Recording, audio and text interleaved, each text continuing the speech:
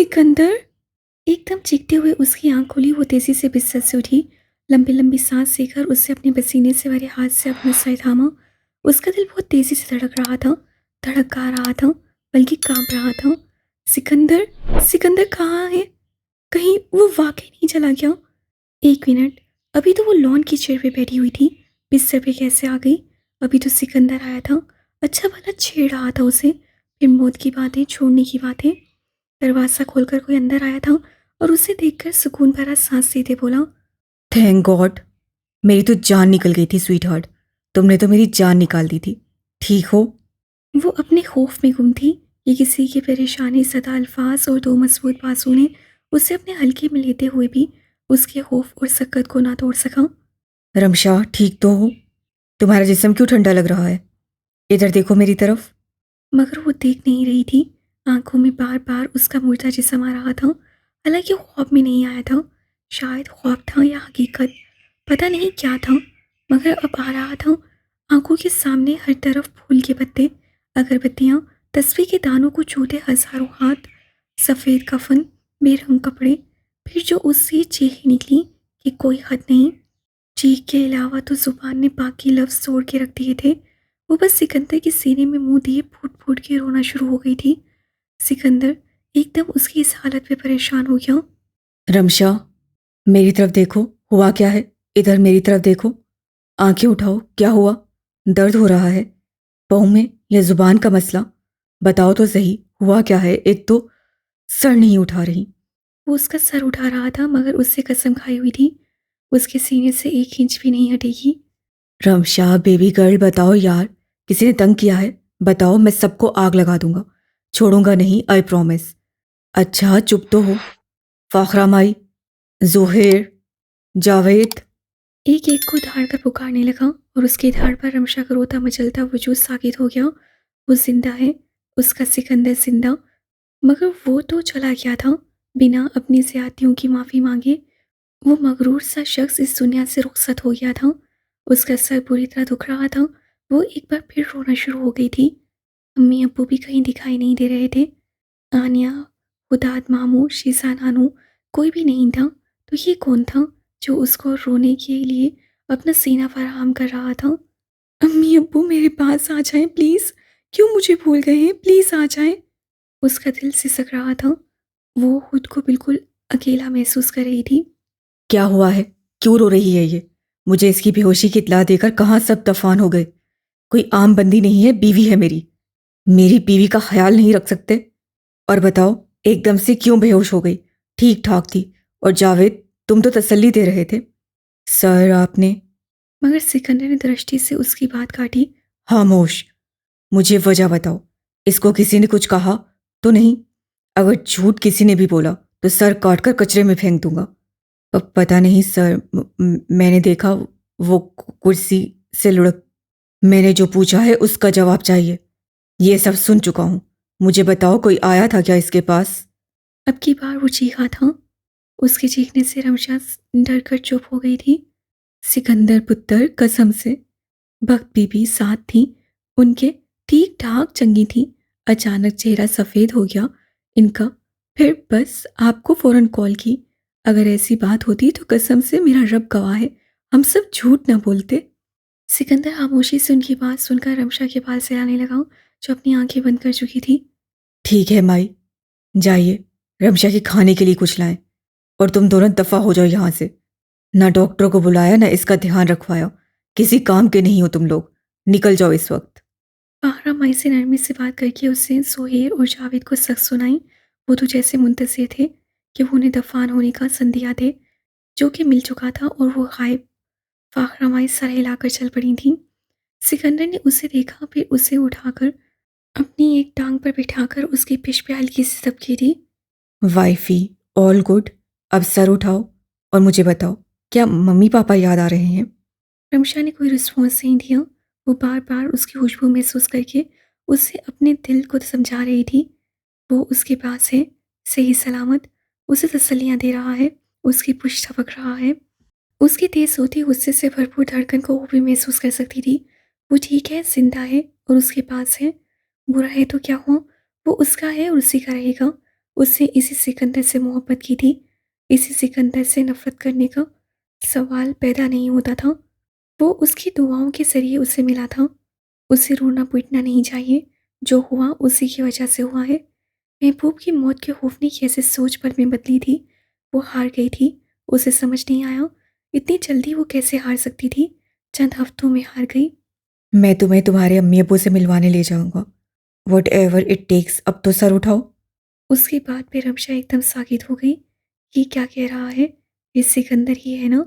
अब की बार उससे अलग होते हुए उसे सिकंदर को देखा, जिसके चेहरे पे सुकून की लहर छाई थी। कितनी मतलबी हो, अपने मतलब की बात पे कैसे अपना सर उठा लिया और मेरे बार बार कहने पे डटी रही। क्या हालत बना ली है तुमने अपनी। उसने उसकी सूजी हुई आंखों को छुआ। मेरे साथ से मैं तो समझता था तुम गुलाब की तरह खिल जाओगी, मगर तुम। सिकंदर मायूस नजर आने लगा। ये लड़की उसके जज्बात को बेनकाब कर रही थी। बहुत खतरनाक थी ये लड़की। रमशा उसे बेयकीनी से जैसे देख रही थी। उससे तो कभी जिंदगी में भी नहीं सोचा था ये शख्स उससे मोहब्बत करेगा। ख्वाब में वो उससे इजहार करने का तस्वुर नहीं कर सकती थी, तो हकीकत तो बहुत दूर की बात है, मैंने वादा किया है, अब मैं अपने वादे से नहीं हटूंगा। मैं बहुत जल्द लेकर जाऊंगा। ये क्या कह रहा है? वो सोच कर रह गई। वो उसको देख रही थी, जो कि उसके बहुत करीब हो चुका था। इतने करीब कि रमशा को उसके सीने पे अपना हाथ रखना पड़ता कि वो उसे पीछे धकेल सके। मगर एन दिल पे उसका हाथ गया, जहाँ उसकी भी उसी तरह की हार्ट बीट तेज थी। तुम मुझसे क्या क्या करवाती हो। वो हंसा था। तुम बाहर कुर्सी पे बेहोश हो गई थी, तुम्हें उठाने की किसी की हिम्मत नहीं हुई। सब मुझे कॉल कर रहे थे, डरे ऐसे हुए थे कि मैं उन सबको जला डालूंगा। वाकई ऐसे ही कर देना था अगर तुम्हें कुछ हो जाता। वक्त ने एक बात बताई थी मुझे, ये हीरोइन पहले बिल्कुल फर्स्ट क्लास, बिल्कुल स्ट्रांग होती हैं।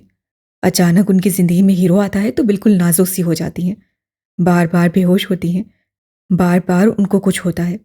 मुझे तो समझ नहीं आती, ये जानबूझकर हीरो को तंग करने के लिए ऐसा करती हैं या हीरो इतने ही कोई ड्रगोला होते हैं, उनका खून चूस कर उन्हें कमज़ोर कर देते हैं। अब मैं तुम्हें दोबारा ऐसे ना देखूं, नहीं तो सचमुच मारने लग जाना है मैंने। बोलते बोलते वो उसके और करीब हो गया, यहाँ तक कि उन दोनों की नाक आपस में होले से टकराई थी। वो मज़ीद करीब होने लगा कि बख्त की आवाज़ में एकदम रमशा पीछे हुई थी। सिकंदर मुस्कुराया था। बख्त, तुम्हें भी अब आना था। आहिस्ते से बड़बड़ाते हुए वो भी काफ़ी हद तक रमशा से फांसे पर होकर बैठ गया। बख्त अंदर दाखिल हुई थी। मुझे अभी बताया फाहरा माई ने कि आपको होश आ गया। Thank goodness. क्या हुआ था आपको? आप दिन ब दिन कमज़ोर होती जा रही हैं। मामा, इन्हें ठीक चेकअप करवाना पड़ेगा। तुम्हारी तो मुझे खबर लेनी चाहिए। जब ये बेहोश थी तो क्यों गायब थी? ऊपर से तुमने जावेद की बजाय नज़ीर को कहा था इसे उठाओ। हाँ, बेचारे का मुंह सुझा दिया आप ही। आपको पता है, आपको उठाने में नज़ीर भाई ने मदद की, और वो भी मेरे जोर देने पर। बेचारे को मामा ने इतना मारा। मामा, अब जाएं उनके पास सॉरी करें। सिकंदर ने सर झटका। मामा, उन्होंने आप ही की मदद की है, इतने बेहिस मत बने। ही टच्ड हर वक्त, I can't take this. Ramsha ने गर्दन मोड़कर उसे देखा था, जो उसे नहीं वक्त को देख रहा था। ज्यादा हीरो बनने की जरूरत नहीं है आपको। सिकंदर है, सिकंदर बन के रहें। हीरो नहीं बन रहा मैं। माथे पर बल लाते हुए उससे गला खंखारते हुए तेजी से कहा। बहरहाल, ज्यादा नहीं मारा, ऐसी छोटी मोटी मार खाते रहते हैं, आदी हैं वो सब। बिल्कुल। है, छोड़ो इन्हें, ये तो हो गए हैं साइको। मामा, फौरन गाड़ी निकालें, आप ही को लेकर चलते हैं कहीं। हाँ, ताकि फौरन मैं पकड़ा जाऊं और इन मोहतरमा को ले जाएं वो लोग। बहुत अच्छी बात कही तुमने। सिकंदर के तेज लहजे पर रमशा ने उसे घूर कर देखा, फिर संभल कर अपना दुपट्टा उठाते हुए पग से कुछ पूछा, जिसकी पग को समझ नहीं आई। अलबत्ता सिकंदर समझ गया। क्या आपने मुक्का मारना है किसी को? मामा को? मेरी तरफ से इजाजत है, आप लगाइए उन्हें। कैसे आपके साथ साथ सबको तंग करते हैं। खामोशी से बैठी रहो मोहतरमा। अगर प्यार से बात की है तो इसका मतलब ये नहीं कि आप मैडम ट्रीसा बने। मामा, दैट्स रूड। रमशा आगे घुमाते हुए दूसरी तरफ बिस्तर से उठी। सिकंदर तेजी से उठा। अभी कहाँ जा रही हैं? जा रही उसके पास, इसकी मैं भी कुट लगा कर आया हूँ। क्यों अभी? रास्ते से हटिए सिकंदर। रमशा ने इशारे से सिकंदर को कहा। मुझे बिल्कुल आपकी बात समझ नहीं आ रही। आप इस वक्त आराम करें। सिकंदर उसके रास्ते में हाइल हो गया। रमशा दूसरी तरफ होने लगी। सिकंदर फिर उसकी राह में आ गया। सिकंदर को साइड पे करते हुए वो जाने लगी कि सिकंदर ने उसका बाजू पकड़ लिया। अच्छे बच्चों की तरह बैठो यहीं, मैं नहीं जाने दूंगा उसके पास। मैं जाऊंगी, छोड़े मेरा हाथ, बल्कि आप भी चले। उसे सिकंदर का हाथ पकड़ लिया और उसे अपने साथ घसीटकर बाहर की तरफ लेकर चलने लगी। अरे मुझे ये लोग तो भूल गए। मेरी बात सुनो, ये रोने के ड्रामे से फायदा मत उठाओ। मैं बहुत गुस्सीला बंदा हूँ। बहुत नई बात है, मुझे अभी पता चला। उससे आंखें उससे फेरते हुए सोचा। सीढ़ियों से उतरकर उसे जावेद नजर आया। जावेद जाओ यहाँ से। सिकंदर की ऊंची आवाज पर जावेद ने सर घुमाकर देखा। जहाँ रमशा सिकंदर का हाथ पकड़े नीचे आ रही थी, उसकी बात पे रमशा ने सर नफी में जोर से हिलाया और दूसरे हाथ से उसे रोकने का कहा। मैंने कहा ना जाओ। रमशा सिकंदर का हाथ छोड़कर तेजी से उतरकर उसकी तरफ आई। इससे पहले सिकंदर उसे पकड़ता, वो उस तक पहुंच गई। जावेद तो हैरान परेशान हो गया कि हुआ क्या है। वो सिकंदर ने जिसको मारा था वो कहाँ है? Sorry ma'am. उसे उसकी बात समझ नहीं आई। रमशा ने चिढ़कर उसे एक बार फिर समझाया। कुछ नहीं कह रही, तुम जाओ। जावेद भाई, नज़ीर भाई का पूछ रही हैं आप ही, आप उन्हें बता दें। और मामा को बिल्कुल इग्नोर कर दे, इस घर की मालकिन है ये। डरना है तो आप ही से डरिए। बख्तावर, तुम मेरी भांजी हो या इसकी? अपना मुंह खोलना जरूरी है। सिकंदर घूमकर उसे देखकर गुस्से से बोला, जो रेलिंग की तरफ झुकी। मजे से शरारती नजरों से तकते बोली, मामा मुझे आपकी आवाज़ नहीं आ रही, जरा जोर से बोले। ऊपर आऊं मैं? धमकी देता वो मुड़ा था तो रमशा गायब। ये कहाँ गई? हाँ, वहाँ फोर्स भेजो, डीआईजी पहुंच जाएंगे। मैं जरा अदालत जा रहा हूँ, एक केस का मसला हुआ है, तब तक काम हो जाना चाहिए। मैं सीधा वहाँ आ जाऊँगा अगर जल्दी फारिग हो गया। ठीक है, बिस्मिल्लाह करो। खुदा हाफिज। फोन रखकर हनान मुड़ा था कि सामने हदाद खड़ा उसे देखकर आहिस्ते से चलता हुआ आया। अरे भाई, आप उठ गए? आज तो आप काफ़ी देर से उठे, तबीयत तो ठीक है ना आपकी? हाँ, ठीक हूँ। रमशा की कोई खबर? 2 हफ्ते हो गए हैं, अब तक कोई खबर मिलनी चाहिए थी। अगर नहीं तो पढ़ लें अपनी बेटी पर फातिहा। वो काफी मायूस दिखाई दे रहा था। अल्लाह ना करे भाई, कैसी बातें कर रहे हैं? बिल्कुल सही सलामत है वो। एकदम बोलते हुए गड़बड़ा गया, फिर संभल कर उसकी नजरों को नजरअंदाज करके बोला, अल्लाह पे भरोसा रखिए, उस पर छोड़ा है मैंने। तो मुझे दिल में तसल्ली है कि वो बिल्कुल ठीक है। छोड़ें, ये आपके हाथ को क्या हुआ है? उसके हाथ पे अचानक उसका ध्यान गया था, जहाँ छोटी उंगली और शहादत की उंगली के दरमियान चोट लगी हुई थी। हदात ने अपने हाथ को देखा तो एकदम हाथ पीछे कमर पे रख लिए। बस ऐसे दरवाजे पे लग गई थी। तुम्हारी गाड़ी चाहिए मुझे?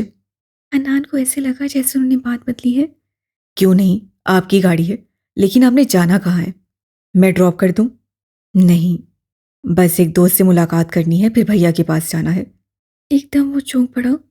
अंकल के पास? आप नाराज? हदात ने उसकी बात काटी। नहीं, कुछ ज़रूरी बात करनी है। आयना का कल मैसेज आया था, आप ही की तबीयत कुछ ठीक नहीं है, और सुना है कि वो कराची वापस चली गई हैं। हाँ, कल ही गई हैं। कुछ उधर पता करवाने गए हैं रऊफ अंकल, कि शायद वहाँ से कुछ पता चले। लाहौर में तो कोई दुश्मन है ही नहीं, सब रिकॉर्ड्स चेक कर चुके हैं। अब दुआ करें कोई आसरा मिले। जा भी, आइए मैं आपको छोड़ देता हूँ। अभी कोर्ट के लिए निकलना है, एक केस फंसा हुआ है किसी जानने वाले का। उधर ही सामने ही अंकल का पुलिस स्टेशन है। आप तैयार हो जाएं, मैं भी यूनिफॉर्म पहन कर आया। इतना कहकर वो मुड़ गया, जबकि हदात ने उसे मुशकूक नजरों से मुड़ते हुए देखा था। उसे जैसे कुछ ठीक नहीं लग रहा था। दिल में पलते अंदेशों को बार बार झटकने की कोशिश कर रहा था, मगर दिमाग कह रहा था कि ये इतना पुरसुकून क्यों है। हाँ, रमशा जो कुछ भी नहीं लगती इसकी। हमारा तो खून है वो, पता नहीं किस हालत में होगी। मैं कान नहीं पकड़ूंगा और सॉरी भी नहीं कहूंगा। वो गुस्से से उसे देखते हुए तेज लहजे में बोला था, जो उसे नज़ीर से सॉरी करने का कह रही थी। जो डरा सहमा एक तरफ रमशा से कोसों दूर खड़ा था और बार बार यही कह रहा था, भा कसम ले ले, ये खुद आई हैं। भा मैंने कुछ नहीं किया। वो 25 साल का आदमी इस वक्त सिकंदर के सामने बिल्कुल बच्चा मालूम हो रहा था। रमशा ने अपनी तरफ से माफ़ी मांगकर उसकी हैसियत पूछी थी। बेचारे को उसकी बात समझ नहीं आई। सिकंदर भागकर डर जो हावी था। किस बात की सॉरी? रोजाना मेरे से ऐसी चपेट पड़ जाती हैं इनको, और सारे ड्रामे कर रहे। 2 मुक्कों और 3 लातों के अलावा कुछ नहीं कहा मैंने इसे। रमशा ने आंखें दिखाई। कुछ नहीं किया तो ऐसे कह रहा है जैसे वाकई कुछ नहीं किया।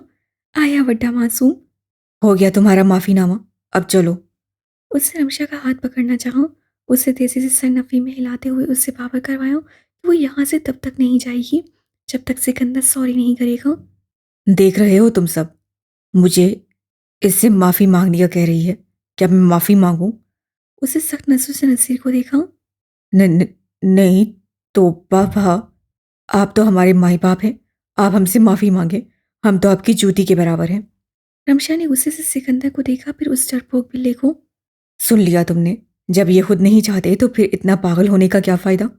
सब बराबर है, कोई किसी का ना माई बाप है ना शॉप। माफी मांगे, रमशा ने उसे इशारे से बताया। सिकंदर ने दांत पीसते हुए उसके अंदाज को देखा, फिर हाथों को जोर से मारते हुए हाथ छोड़े। ये लो, अब खुश? अब चले मालकिन। माफी ऐसे मांगी जैसे एहसान किया हो, रमशा ने दिल में कहते हुए उसे समझाया। तुम्हें कोई जरूरत नहीं इनसे डरने की, किसी को भी इनसे प्रॉब्लम हो मेरे पास आए।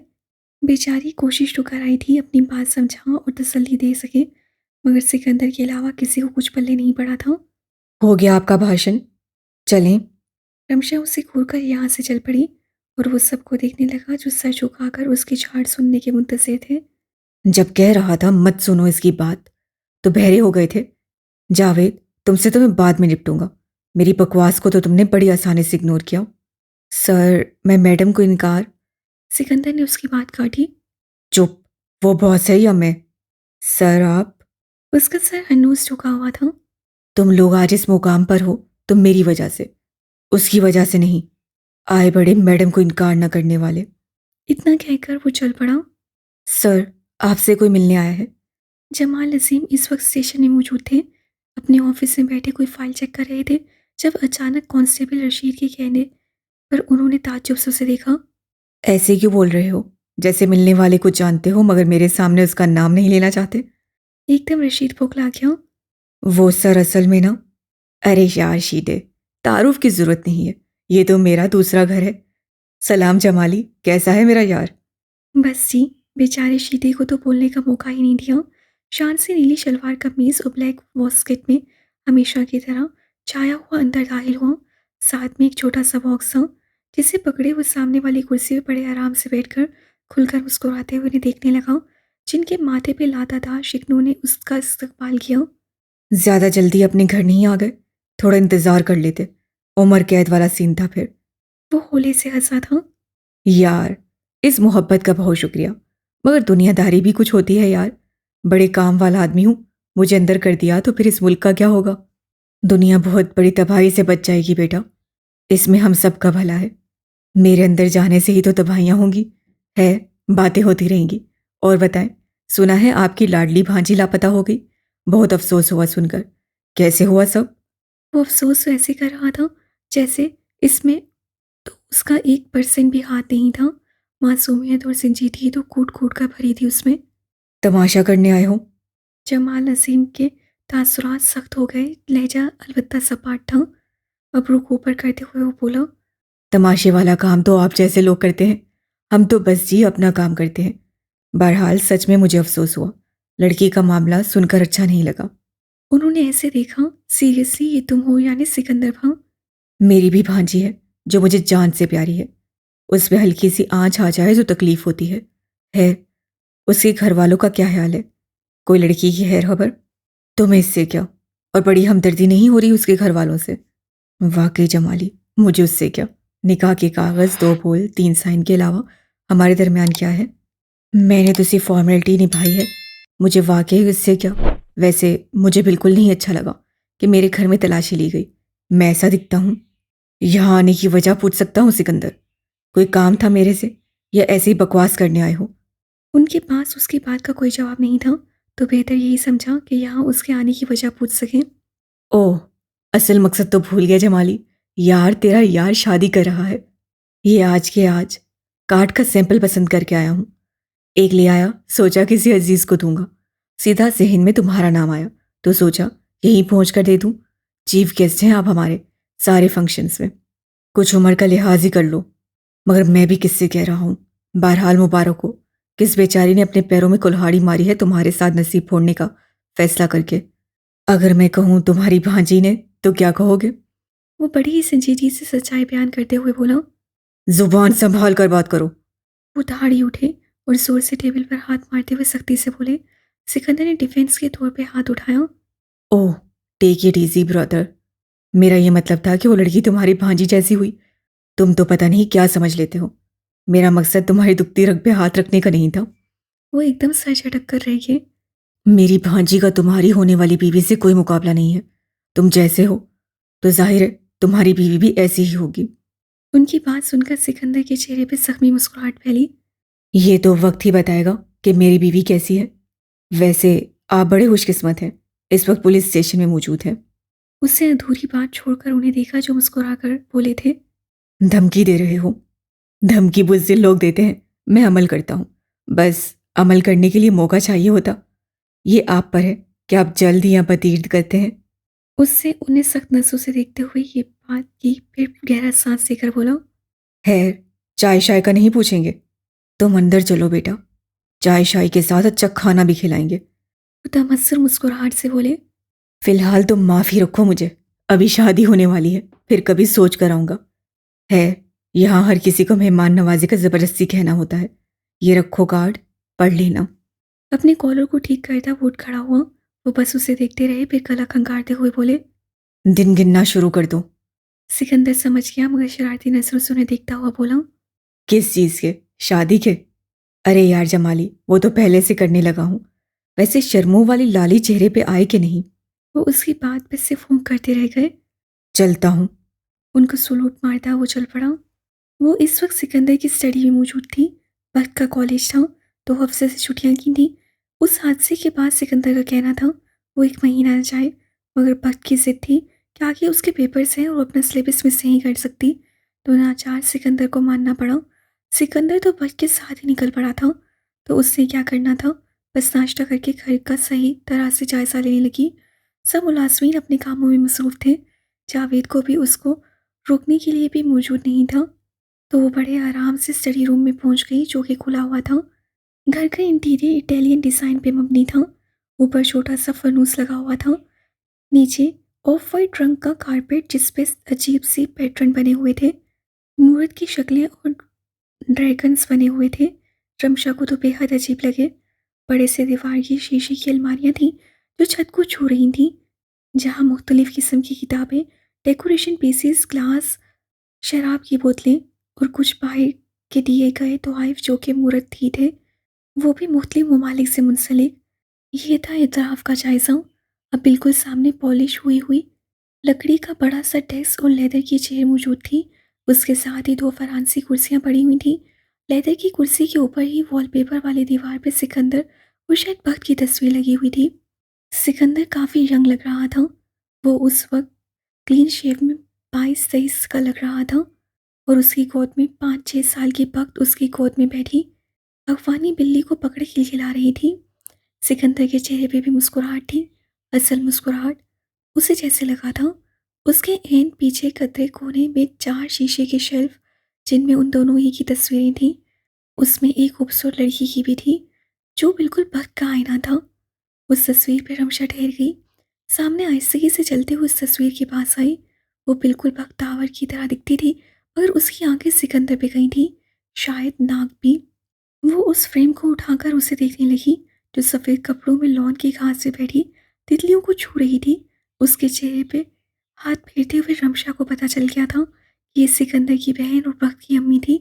तो बड़ी मुस्कुराहट उसके चेहरे पे फैली। उसे तस्वीर रख दी और मुड़कर सारी तरफ देखते हुए उससे गहरा सांस लिया। सामने बड़े इंटरकॉम के साथ बेल भी पड़ी हुई थी। लाल रंग के बटन को दबाकर वो आने वाली की मुंतज़िर थी। थोड़ी देर में एक छोटी उम्र का लड़का तेजी से भागते हुए अंदर आया, मगर सिकंदर की बजाय रमशा को देखकर बौखला गया। बीपी जी, आप यहाँ? रमशा ने दिल में अपने माथे पे हाथ मारा। अल्लाह, ये सिकंदर की दहशत! उसे सर हिलाकर इशारा किया क्या हो। वो बेचारा तो कश्मकश में पड़ गया कि अंदर जाए कि नहीं। या अल्लाह, कहाँ फंस गई मैं। अगर तकलीफ ना होती बोलते हुए, तो इन सब की हरकतों की वजह से मैंने वाकई चिल्लाना शुरू कर देना था। उसने खुद से कहते हुए दोबारा अंदर आने का कहा। उसको मैडम की आंखें दिखाना ही काफ़ी थी। झट आ गया। जी मैम साहब। तुम्हें समझाने के लिए लिखना पड़ेगा या ऐसे ही इशारों से समझाऊं? रमशा ने इशारों से उसे कहा। जी मैम, आप क्या कह रही हैं? लो जी, लिखना पड़ेगा। उससे सोचते हुए उससे मुड़कर देखा। सामने पेंसिल बॉक्स में मुख्तलिफ पेन्स वगैरह पड़े हुए थे। पेपर्स उसके नीचे पड़े हुए थे। चलकर पेज और पेन निकालते हुए उससे उर्दू और अंग्रेजी में सारी बात लिख दी। उसे ये सब करते हुए पूरे 10 मिनट लगे थे। सब कुछ चेक करके उससे पेपर उस लड़की को पकड़ा दिया, जो पढ़ने के बाद बड़ी बेयकीनी से कभी पेपर को और फिर अपनी मेम साहब को देखने लगा। शराब की बोतलों के साथ ये मुरत भी फेंकनी है? बिल्कुल, सर अस्वाद में हिलाते हुए उससे कहा। मैम, सर ने कहा है। रमशा ने उसके कहने पर उसे घूरा, फिर शाने उचका दिए जैसे बताना चाह रही हो कि हाँ, ऐसा ही है। एकदम वो लड़का उसके कहने पर पुरसुकून हो गया। सर ने कहा तो फिर ठीक है, लेकिन सर ने अपनी पसंदीदा फेवरेट महंगी कलेक्शन को फेंकने का क्यों कहा? ज़रूर बेगम साहब का ज़ोर होगा। ये बीवियाँ मुट्ठी में कर लेती हैं, बड़े बड़े गुंडे भी इनके आगे बिल्ली बन जाते हैं। रमशा ने ताली बजाते हुए उसको सोचों से निकाला कि बंदे बुलाओ और शुरू हो जाओ। वो जी मैम करता हुआ मुड़ गया। क्या मैडम ने बाहर इजाजत दी थी? ऐसा कैसे हो सकता है? मूर्तियां भी? रुको, मैं उनसे पूछता हूँ। ट्रेडमिल पे हैं कि साथ में फोन पे किसी से बात भी कर रहे हैं? तुम लोग कुछ भी करने से पहले क्या फेंक दी? उल्लू के पट्टो, सबर तो कर जाते। अब कीमा बनने के लिए तैयार हो जाओ। फ़ोन बंद करते हुए वो लब दबा कर रह गया। चलते हुए सामने की तरफ गया, जहाँ सामने ट्रेडमिल में भागते हुए कानों पे हेडफोन लगाए सिकंदर किसी से गुफ्तगू नींद में मसरूफ था। इस चीज की फिक्र मत करो। बाय एयर वाले रिक्स तो मैं बिल्कुल नहीं लेता। एक दफा लिया था, बाल बाल बचा था। और तुम्हें पता है कि कैसे बचा था? है, सामान की तस्दीक करने आऊंगा कल शब। आज रात को दुबई वाली पार्टी से मीटिंग है मेरी। 2.5 करोड़ का माल मांग रहे हैं। मैंने कहा 2.5 तो हम 4 में बेचते हैं। क्या बात कर रहे हो? शफकत निकल गया इतनी जल्दी? अच्छा अच्छा, अभी सिर्फ निकला है, पेशी होनी है। कब तक? चलो मुलाकात करते हैं उससे भी। ठीक है, तुम जाओ। जैसे ही ट्रक आए मैसेज कर देना, नहीं तो जावेद को कॉल कर लेना। Okay okay, bye. हेडफोन उतार कर वो अपनी ढोर में मसरूफ हो गया। जब आईने में उससे अपने पीछे जावेद को बड़ी कश्मकश में खड़े देखा। क्या हुआ वेदे? मुंह पे 12 क्यों बजे हैं? सब हैरियत? हंसपे मामूल वो नरमी से बोलता उससे पूछने लगा, जो एकदम चौंक गया। फिर अपने खुश्क होंठों पे जुबान फेरते हुए बोला, वो सर, आपने मैडम से कुछ फेंकने को कहा था। बख्त से? उसे सर नफी में हिलाया। बड़ी मैडम से? रमशा से? मैंने क्या कहना था? क्यों, क्या हुआ है? उसे ट्रेडमिल की रफ्तार कम करते हुए ताज्जुब से देखा। अब क्या किया उस लड़की ने? सर, आई मीन आपकी चीजें। उससे कहा नहीं जा रहा था। क्या फेंकवाया है उसने? अब की बार उसके लहजे में संजीदगी आ गई। सर, आपकी सारी शराब की बोतलें और आपके तोहफ़ में से मूर्तियां भी। सिकंदर ने जैसे सुना एकदम ठहर गया। क्या? सर, मैम ने आपका नाम लेकर। सिकंदर उसकी सारी बात समझ गया तो उसे काटते हुए बोला, सब नौकरों ने फेंक दी कि अभी सिर्फ हुक्म दिया है। उसकी खामोशी ने सब जवाब दे दिए। सिकंदर ने जोर से बटन को मारते हुए ट्रेडमिल को रोका और तौलिया को उठाकर अपना चेहरा साफ कर दो। ऐसे ही मगर खतरनाक लहजे में बोला कि गाड़ी निकालो। गाड़ी को रोक कर उसे स्टीयरिंग को थाम कर चंद गहरे गहरे सांस लिए कि वो बददिमाग लड़की एहसास भी है। अगर उस पर अपनी सारी फ्रस्ट्रेशन उतार दी तो नुकसान उसी का ही होगा। काम डाउन सिकंदर, जस्ट काम। तुम उसे गुस्से से भरी आंखें दिखाओगे, मगर नरमी से समझाओगे। नरमी, सख्ती नहीं। Okay, cool. उससे कहते हुए उससे लंबी सांस खींचकर छोड़ी थी। फिर स्टीयरिंग को छोड़कर उसे दरवाज़ा खोला और गाड़ी की चाबी सामने खड़े नूरी की तरफ उछाली, जिसने तेजी से बिना तको के कैच करके सिकंदर को सलाम किया। वो सर को होले से हम देता अगले दरवाजे की तरफ बढ़ा। सारे मुलाजमीन तो उसकी आमद पर फौरन चौकस हो गए। सीढ़ियाँ चढ़ते हुए उसने दिल में बार बार खुद को पावर करवाया, नरमी उससे नरमी से पेश आना है। वह कनपट्टी पे अपने गुस्से से खोलती नीली रगें तो कुछ और ही कह रही थीं। रमशा के कमरे में पहुंचकर उससे उसे तेज ऊंची आवाज़ से पुकारा, मगर खाली कमरे ने उसका मुंह चिढ़ाया। कमरे के अंदरूनी ड्रेसिंग रूम और वॉशरूम चेक करने के बाद उससे बाहर आकर रमशा को पुकारा। अब डर के छुप गई। इसको तो मैं बताऊंगा, आखिर हिम्मत कैसे हुई मेरी चीजों को हाथ लगाने की। वो पग के कमरे की तरफ बढ़ने लगा था जब कोने से निकलती मुलाजमा काले रंग का बैग, जो कि उसी का था, बामुश्किल उठाए नीचे की तरफ बढ़ रही थी। ये तुम क्या कर रही हो? सर्द लहजे में बोलता वो मुलाजमा के कदमों को रोक चुका था, बल्कि रोकना क्या था, कांपने पे भी मजबूर कर गया था। साहब, आप। आंखें ही साहब की तरफ उठाई नहीं जाती थी। बोलना बेचारी ने क्या हक था। मेरा बैग उठाकर नीचे क्यों जा रही हो? क्या ये भी तुम्हारी बीबी का हुक्म था? उसकी बात में तंज शामिल था। जब वो औरतों के सामने होता था तो ऊंची आवाज़ बहुत कम इस्तेमाल करता था। उसका लहजा सर्द हो जाता था और अल्फाज बर्फ से भी ज़्यादा ठंडे। जी, जी बीबी। अरे, तुम अभी तक यहाँ खड़ी हो? बीबी इंतज़ार कर रही हैं। मुझे तुम्हें बुलाने के लिए भेजा। इतनी देर क्यों हो गई? आ, आ, वो अपने ध्यान में ऊपर आई थी। उससे देखा ही नहीं सिकंदर साइड पे खड़ा हुआ है। साहब आप। रमशा कहाँ है? सिकंदर एक ही सेकंड में सारी बात समझ गया था कि उसकी बीवी ने दूसरा कारनामा भी अंजाम दे दिया था। उससे कपड़ा निकाल कर ज़रूर उसको आग लगाने की तरफ होगी और उसके कपड़ों और दीगर अशिया को भला वो क्या करेगी। वो लॉन में साहब। बस। साहब चीते की स्वीट लगाकर लॉन में पहुंचे जहाँ मोहतरमा लॉन के झूले पे बैठी झूलते हुए सामने दो बैग्स दिख रही थी जो कि खुले हुए थे, जिसमें सिकंदर का शक बिल्कुल सही निकला था। उसके ब्रांडेड कपड़े मौजूद थे। Suit, basket, jeans, shirt. उसने ज़रूर उसकी सारी अलमारी खाली करवाई होगी। ये क्या करना चाहती है? अगर इसकी सोच है कि वो ये सब करके इसे छोड़ देगा तो ये उसकी सबसे बड़ी भूल है, बल्कि दुनिया की सबसे बड़ी गलतफहमी थी। वो सिकंदर हदीद था, कोई आम मर्द नहीं जो कि इतनी छोटी या बड़ी बात पे उसे छोड़ दे, जिसे ताउम्र अपना बनाने का वादा किया था। वो पुरसोच नज़रों से कपड़ों को तक रही थी, फिर झुककर उसकी सफ़ेद शर्ट निकाली और उसे देखने लगी। सिकंदर आगे बढ़ने वाला था, मगर वो रुक गया। देखना चाहता था ये क्या करेगी उन कपड़ों का। वो अपनी उंगली की पोरों से उसकी शर्ट को छू रही थी और शायद किसी और ही दुनिया में चली गई थी। फिर खुद बहुत ट्रांस से निकलकर वो शर्ट को नीटली फोल्ड करने लगी। उसका खिलता चेहरा एकदम उदास हो गया था। सिकंदर तेजी से कदम उठाए उस तरफ आया। वो कब का शर्ट फोल्ड करके अपने साथ रखकर अब उठकर बैग की जिप बंद करने लगी। जब सिकंदर की आवाज़ पर वो फ्रीज हो गई। ये कपड़े डोनेट करने लगी हो तुम, है ना? वो मुड़ी थी, उससे देखा। बाजू सीने पे फोल्ड किए वो उसे तेज नसों से तक रहा था। शरारती मुस्कान फौरन उसके लबों पे फैली थी। तो साहब जी को खबर मिल गई थी। लबों को दबाते हुए उठी और हाथ झाड़ते हुए सर अस्वाद में हिलाने लगी। किस खुशी में मैडम टेरेसा? ये तंग दिल इतना खुला, इतना बड़ा कैसे हो गया आखिर? जब से तुम मेरी जिंदगी में आए हो तब से। वो कहाँ पीछे रहने वाली थी? बीवी भी किसकी थी? बोलती नहीं हो तो पागल करती हो, बोलोगी तो क्या करोगी अक्सर सोचता हूँ। बहरहाल ये बैग सीधा मेरे कमरे में जाएगा और मेरी डियर वाइफ खुद सब कुछ सेट करके आएगी। हवाब में बोले हुए अल्फाज जब हकीकत में सिकंदर के मुंह से सुने तो एक लम्हे के लिए तो रमशा सुन हो गई। दिल की पीट उसकी बात पे रुक सी गई थी। जब ये बात कह गया है तो बाद में तो नहीं, वो कहीं नहीं जाएगा। दिल को टपट कर वो सिकंदर की तरह बाजू फोल्ड किए बड़ी दलेरी से उसके सामने आ खड़ी हुई और उसकी स्याह घोर आंखों में तकते हुए सर नफी में हिलाने लगी। सिकंदर का जबड़ा उसके अंदाज पर तंग हो गया। बेबी ये बैग ले जाऊं? शोएब यहाँ का गाड़ी साफ करने वाला 16 साल का लड़का था। थोड़ी फासले पे खड़ा रमशा से पूछने लगा। रमशा ने घूमकर सर अस्वाद में हिलाया।